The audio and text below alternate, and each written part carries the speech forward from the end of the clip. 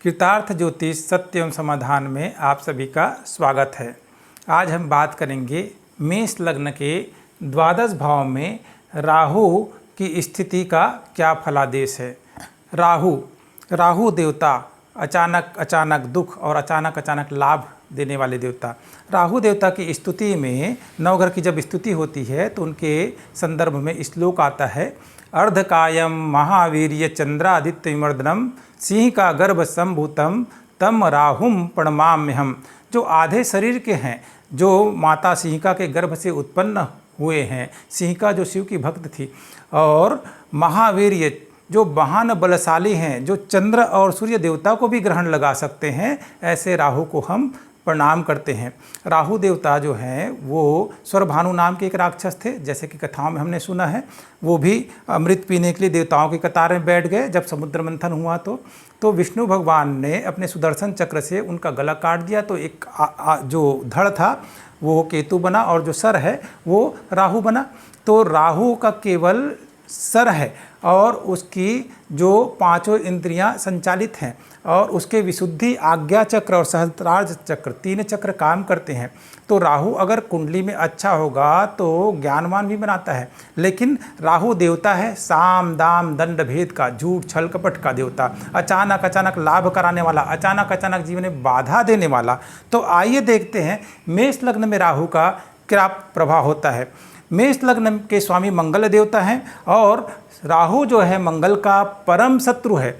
लग्न में ही राहु विराजमान हो जाए तो शारीरिक सौंदर्य में कमी करता है, लेकिन ये स्वभाव को आक्रामक बनाता है। मेष राशि जो है अग्नि तत्व राशि है और राहु का तो अपना कोई अस्तित्व है नहीं, उसे छाया ग्रह माना जाता है।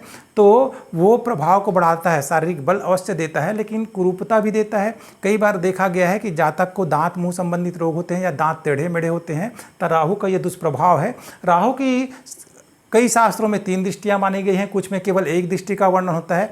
अगर हम राहु की दृष्टि देखें तो इसकी दृष्टि गुरु की तरह होती है। राहु की पहली दृष्टि पंचम भाव में, दूसरी सप्तम भाव में और तीसरी नवम भाव में होगी। तो अपने से पंचम, सप्तम और नवम को पूर्ण दृष्टि से देखता है। तो राहु देवता पंचम भाव में अगर दृष्टि डालेंगे तो विद्या को खराब करेंगे। यदि सूर्य देवता की स्थिति खराब हुई तो विद्या में बाधा और संतान उत्पत्ति में बाधा उत्पन्न करते हैं। सप्तम भाव में दृष्टि होने से वैवाहिक जीवन में कष्ट होता है, विवाह विलंब से होगा या वैवाहिक जीवन में स्थिरता प्रदान नहीं करेंगे। शक संदेह की वृत्ति होती है, क्योंकि राहु देवता ही साम दाम दंड भेद के हैं। ऐसे जातक झूठ छल कपट किसी प्रकार से भी अपने कार्य को बनाने में, साधने में सक्षम पाए जाते हैं। और राहु की दृष्टि भाग्य भवन में पड़ जाए तो भाग्य में रुकावट के संदेश देते हैं। राहु देवता यदि द्वितीय भाव में विराजमान हो जाए तो द्वितीय भाव है हमारे मुख का, रूप रंग और सौंदर्य का, हमारी वाणी का और कुटुंब का। मेष लग्न में राहु तो जो है कारक तो माने जाते नहीं हैं। राहु जो है मंगल के परम शत्रु हैं, तो धन कुटुंब वाणी की स्थिति को खराब करेंगे। कुटुंब सुख कमजोर होगा। माता पिता की आर्थिक स्थिति ऐसे जातक के जन्म के समय बेहद खराब मानी जाती है और धन के लिए बेहद संघर्ष करना पड़ता है। बचपना कष्ट में जाता है और ऐसे जातक जल्दी ही बुरी संगत में पड़ने वाले होते हैं, मांस मदिरा का सेवन करने वाले होते हैं और कड़वी वाणी बोलते हैं। तुरंत किसी को भी जवाब देंगे, कड़वा जवाब दे देंगे। तो ये स्थिति बहुत अच्छी नहीं मानी जाती। राहु की जो है पंचम दृष्टि छठे भाव में है, रोग ऋण शत्रु में है, तो रोग ऋण शत्रुओं से पीड़ित होते हैं। अष्टम भाव में राहु की दृष्टि गुप्त रोग दे देता है, पेट संबंधी गंभीर रोग दे सकते हैं। और राहु की नवम दृष्टि कर्म भाव होने से कार्य क्षेत्र को भी खराब करता है, कार्य क्षेत्र में परेशानी उत्पन्न करता है। यदि शनि की स्थिति खराब हुई तो काम बेहद देर से बनते हैं, विलंब से बनते हैं। अब हम बात करेंगे राहु देवता यदि तीसरे स्थान में विराजमान हो जाए। तीसरे स्थान में राहु देवता को अनेक शास्त्रों में उच्च का माना जाता है। मिथुन राशि में तो राहु देवता भाई बहनों का सुख तो देता है, और राहु देवता की जो पंचम दृष्टि है वो जो है तुला राशि में, उसके मित्र की राशि में है, तो वैवाहिक सुख भी देता है। और सप्तम दृष्टि नवम भाव में है तो भाग्य में वृद्धि करने वाला होता है, यात्राओं से लाभ कराता है। और यहाँ राहु पराक्रमी बनाता है। राहु की जो नवम दृष्टि है एकादश भाव में अपने मित्र शनि की राशि में है, तो ऐसा जातक साम दाम दंड भेद योग युक्तियों से धनार्जन करने वाला होता है। और राहु यदि चौथे भाव में विराजमान हो जाए तो चौथा भाव है कर्क राशि, जो चंद्रमा की राशि है। अभी हमने कहा कि राहु जो है सूर्य और चंद्रमा को ग्रहण लगाता है। चौथा भाव होता है माँ का, मकान का, वाहन का सुख और हमारा मन।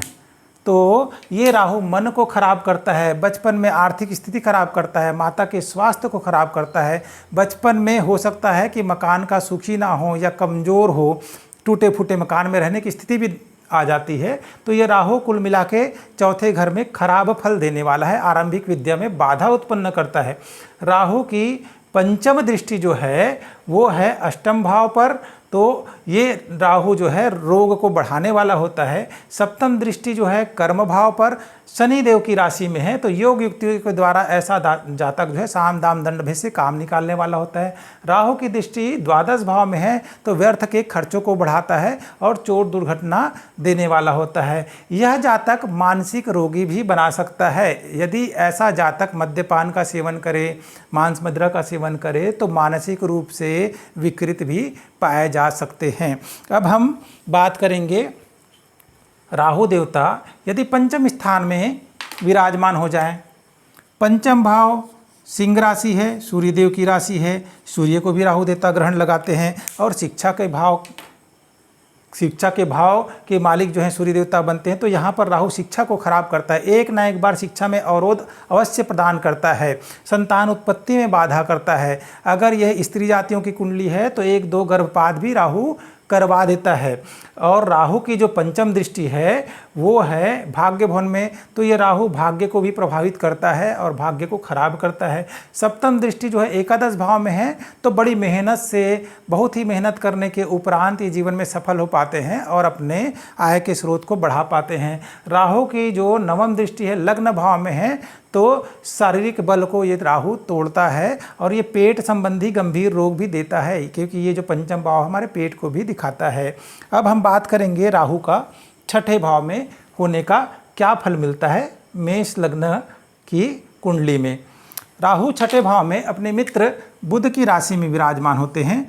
राहु छठे भाव में कारक माने जाते हैं। तो ऐसा जातक जो है अपने बुद्धि चातुर्य से रोग ऋण शत्रुओं पे विजय प्राप्त करने वाला होता है। इसके खर्च बढ़े चढ़े होते हैं क्योंकि सप्तम दृष्टि जो है द्वादश भाव में पड़ रहा है, लेकिन राहु यहाँ कारक होने से जो है अपनी पंचम दृष्टि जो है वो कर्म भाव में देख रहे हैं, तो योग युक्ति से काम बनाने वाला होता है, क्योंकि वो उसके मित्र की राशि है। एक मित्र की राशि में बैठे हैं और दूसरे मित्र की राशि को देख रहे हैं, और तो इस वजह से कार्य क्षेत्र में अपने योग युक्तियों से ये सफल होते देखे गए हैं। सप्तम दृष्टि जो है खर्च वाले जगह पे है तो अनावश्यक खर्च कराता है, लेकिन राहु रोग ऋण शत्रुओं को पराजित करने वाला होता है।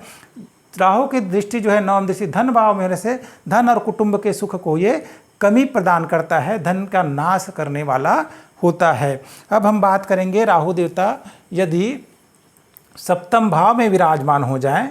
सप्तम भाव जो है वो तुला राशि है और राहु के मित्र की राशि है, लेकिन राहु जिस घर में बैठते हैं तो उस घर को खराब करते हैं। तो यहाँ पर विवाह संबंध को खराब करेगा, वैवाहिक जीवन में स्थिरता नहीं प्रदान करता, और ये पेट संबंधी रोग भी देता है, गंभीर रोग, और ये गुप्त रोग का भी कारक बनता है, क्योंकि ये मलमूत्र का स्थान होता है। तो इस जगह पे राहु खराब फल देते हैं। वैवाहिक जीवन में सुख की कमी होती है, या योग्य के अनुरूप पत्नी नहीं मिलती, या पत्नी अगर अच्छी मिल भी जाए तो शक संदेह की वजह से अपना वैवाहिक जीवन वो खराब कर लेते हैं। और राहु की जो है पंचम दृष्टि एकादश भाव में पड़ने से, मित्र राशि में बैठ के मित्र राशि को देखने से रोजगार अच्छा कर देता है। सप्तम भाव लग्न पड़ने से लग्न में मतलब शारीरिक रूप रंग और सौंदर्य की कमी कर देता है। और नवम भाव में पड़ने से, नवम भाव जो तीसरा भाव है, पराक्रम में वृद्धि करता है, क्योंकि वो पराक्रम भाव है, भाई बहनों के सुख में वृद्धि कर सकता है या मित्रों से लाभ हो सकता है। अब हम बात करेंगे राहु देवता यदि अष्टम भाव में विराजमान हो जाएं। अष्टम भाव है मृत्यु का, या हम उससे देखते हैं आयु का। यह जो है यहाँ पर राहु बेहद खराब फल देते हैं। राहु जो हैं जीवन को त्राही त्राही कर सकते हैं, अनेक तरह के रोग को देते हैं और वैवाहिक जीवन को भी नाश करना, क्योंकि विवाह से सुख का भाव दिखा जाता है, ससुराल संबंधी सुख भी नहीं मिलता। और राहु की जो पंचम दृष्टि है वो द्वादश भाव में है, खर्च जो हैं बहुत बढ़े चढ़े होते हैं। सप्तम दृष्टि जो है धन भाव में है, धन कुटुंब का नाश करने वाला होता है, कुटुंब सुख की कमी होती है, दांत और मुंह संबंधी रोग देते हैं, पेट के गंभीर रोग देते हैं, अचानक दुर्घटना कारक होते हैं राहु। और जो नवम दृष्टि है वो कर्क राशि में है, जो माँ के सुख का है, मकान वाहन सुख को भी ये राहु कमी करता है। तो मेष लग्न में अष्टम भाव में राहु जो है बेहद खराब फल देने वाले ग्रह माने जाते हैं। अब हम बात करेंगे राहु देवता नवम भाव में विराजमान हो जाएं तो नवम भाव को हम बोलते हैं पिता का भाव या धर्म का भाव। राहु यदि नवम भाव में विराजमान हो जाए तो भाग्य को अवरुद्ध करते हैं। बार बार जो है छोटी छोटी चीज़ों के लिए सफलता मिलने से चूक जाते हैं, भाग्य खराब करते हैं। कई बार देखा जाता है 40-45 साल के आयु तक ऐसे जातक जो है धनार्जन के लिए संघर्ष करते हुए पाए जाते हैं। राहु की पंचम दृष्टि लग्न भाव में पड़ने से जो है शारीरिक रोग भी देता है, कष्ट देता है। नवम दृष्टि पराक्रम भाव में होने से पराक्रमी होते हैं, अपने मेहनत और पुरुषार्थ के दम पे धीरे धीरे करके वो सफलता प्रदान करने वाला होता है राहु। और राहु की जो नवम दृष्टि पंचम भाव में है शिक्षा और संतान वाला, तो ये राहु की जो दृष्टि है शिक्षा और संतान भाव को भी खराब करता है, तो संतान उत्पत्ति में बाधा करता है, भाग्य को खराब करता है। तो यहाँ भी राहु अशुभ फलदायी माने जाते हैं। राहु देवता यदि दसम भाव में विराजमान हो जाएं, दसम भाव जो है उसके मालिक बन रहे हैं मेष लग्न में शनि देवता, तो शनि देवता की राशि में राहु जब विराजमान होते हैं तो वो शक्तिशाली हो जाते हैं, क्योंकि शनि देवता जो है राहु के परम मित्र हैं। तो कार्य क्षेत्र में सफलता प्रदान करते हैं, लेकिन कार्य क्षेत्र में जल्द ही वाद विवाद या लड़ाई की स्थिति पैदा करते हैं। और ये जो दसम भाव है राजनीति से जुड़े हुए लोगों के लिए राहु ये सफलतादायक होता है, और योग युक्ति से साम दाम दंड भेद से अपना काम निकालने में ऐसा राहु जो है माहिर बनाता है। राहु की पंचम दृष्टि धन भाव में होने से धन की वृद्धि भी आकस्मिक रूप से करते हैं, क्योंकि एक मित्र की राशि में बैठ के दूसरे मित्र की राशि को देख रहे हैं तो धन अचानक धन का लाभ भी होता है, लेकिन कुटुंब सुख के लिए अच्छा नहीं होता। सप्तम भाव से घर मकान वाहन के सुख को देख रहे हैं तो माता के स्वास्थ्य के लिए, मकान वाहन के सुख के लिए यह दिक्कत भरा होता है। और राहु की जो नवम दृष्टि है छठे भाव में, तो ऐसा जो राहु है रोग ऋण शत्रुओं को नाश करने वाला होता है, क्योंकि ये उसके मित्र की राशि है। राहु देवता एकादश भाव में विराजमान हो जाएं तो एकादश भाव में राहु देवता भी कारक माने जाते हैं। ऐसे जातक अगर व्यापार करते हैं तो बड़े व्यापारी बन जाते हैं, अचानक धन लाभ के योग मिलते हैं, जुआ सट्टा लॉटरी जैसे कामों में उनको सफलता देता है, और अपने मेहनत और पुरुषार्थ से योग युक्तियों से साम दाम दंड भेद से वो जो है धनार्जन करने में समर्थ हो जाते हैं। राहु की जो पंचम दृष्टि है वो पराक्रम भाव में है, पराक्रम भाव में होने से जो वो अपने मेहनत और पुरुषार्थ से धनार्जन करते हैं। राहु की सप्तम दृष्टि जो है वो शिक्षा भाव में होने से शिक्षा में रुकावट पैदा करते हैं, संतान संबंधी बाधा उत्पन्न करते हैं, क्योंकि यह राहु की शत्रु राशि है। और राहु की जो है दृष्टि सप्तम भाव में होने से वैवाहिक सुख जो देता है तुला राशि में है। यदि शुक्र मजबूत हो तो विवाह की स्थिति अच्छी होती है और पत्नी के द्वारा या पत्नी के भाग्य से भी धनार्जन करते हैं या धन की प्राप्ति होती है। राहु यदि द्वादश भाव में विद्यमान हो जाएं तो इसे भी बेहद खराब भाव माना जाता है।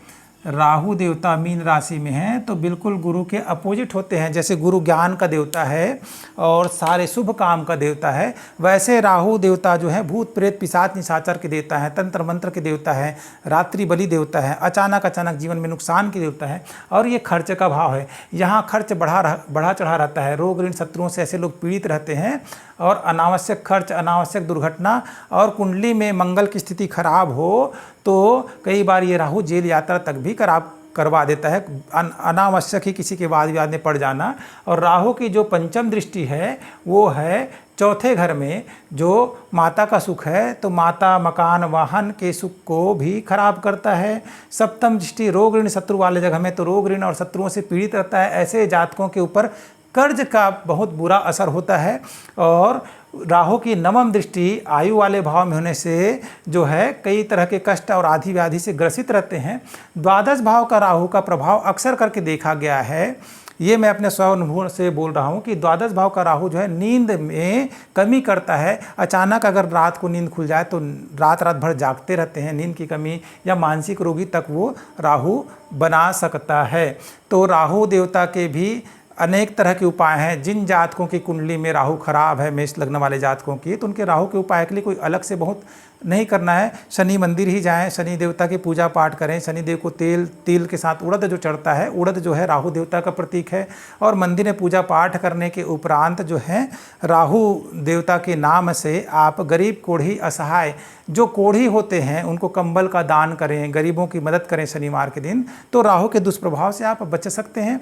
और राहु के दुष्प्रभाव को और भी कम करने के लिए सरसों तेल का दान कर सकते हैं। सरसों तेल के साथ अबरक है, लोहा है, कंबल है, और कोई दान करने के स्थान ना मिले तो शिव मंदिर में बुधवार या शनिवार के दिन तेल जो है और कंबल है, ये सब जो दान योग्य सामग्री है मंदिर के बाहर छोड़ करके भी आने से राहु देवता संबंधी कष्ट अवश्य कम होते हैं। राहु देवता यदि जीवन में पीड़ा पहुंचा रहे हैं, ऐसा राहु केवल अपनी दशा अंतर्दशा में बेहद खराब फल देते हैं। तो जब भी दशा अंतर्दशा चले तो आप उससे पहले राहु ग्रह की शांति अवश्य करा लें, तब जाके आपके जीवन में कुछ स्थिरता आएगी। आज के लिए बस इतना ही। धन्यवाद।